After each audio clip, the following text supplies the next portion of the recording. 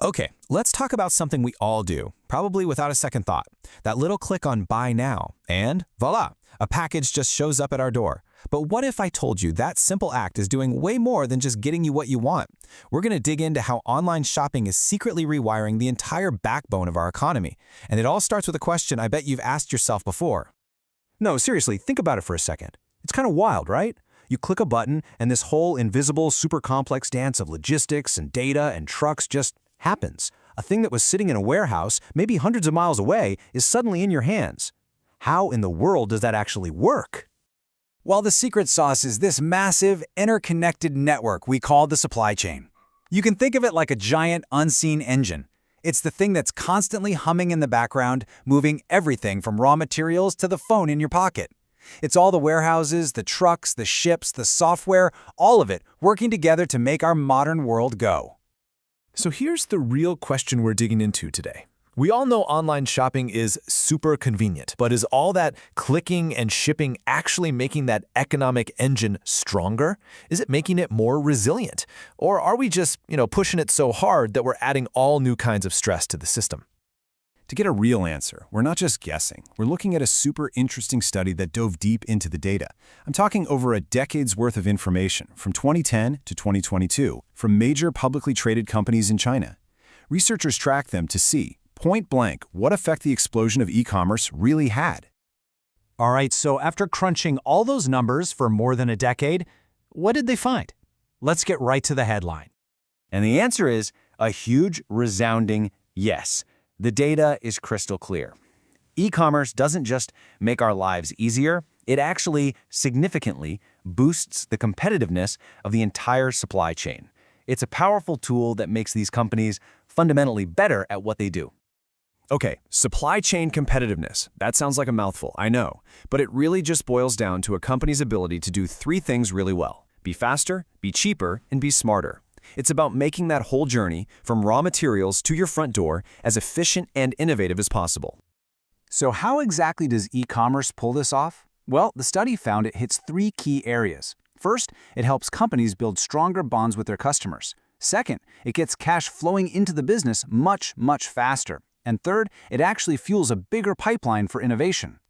Now you can see it right here. When the researchers isolated the actual impact of e-commerce, the results were undeniable.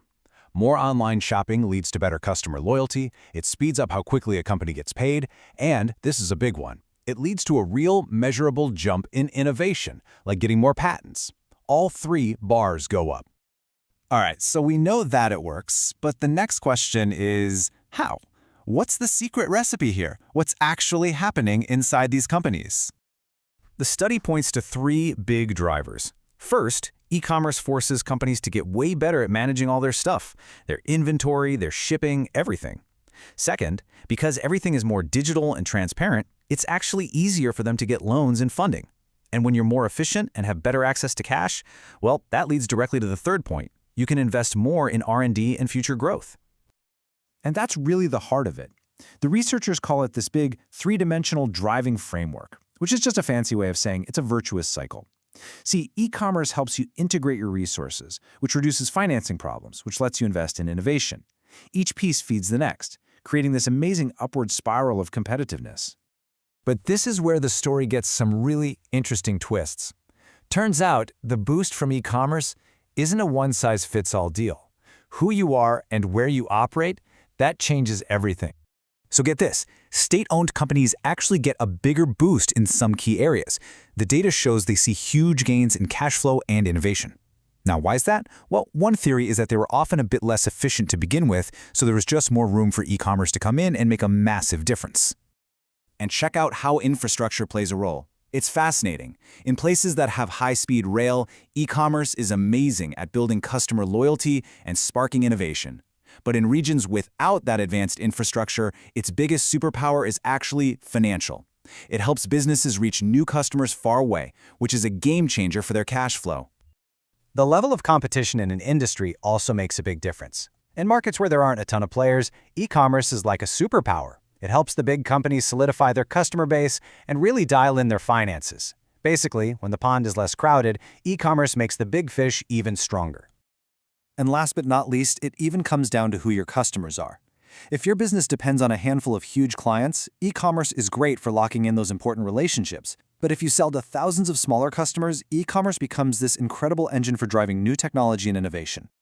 Okay, so we've looked at the data, the how, and all these surprising twists. So what's the big takeaway from all of this? Well, the most important thing to remember is that even though this data is from China, the lesson here is absolutely global. What we're seeing is a blueprint for how going digital isn't just about convenience. It's about fundamentally strengthening the economic backbone of any modern country. So, at the end of the day, that package arriving at your door is just the tip of the iceberg. It's a sign of something much bigger happening underneath. Every time e-commerce makes a supply chain faster, stronger, and smarter, it's helping build a more resilient economy for all of us, one that's better prepared for whatever comes next. And that really leaves us with one last big question.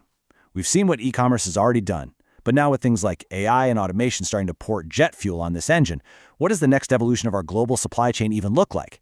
Just imagine where this is all headed.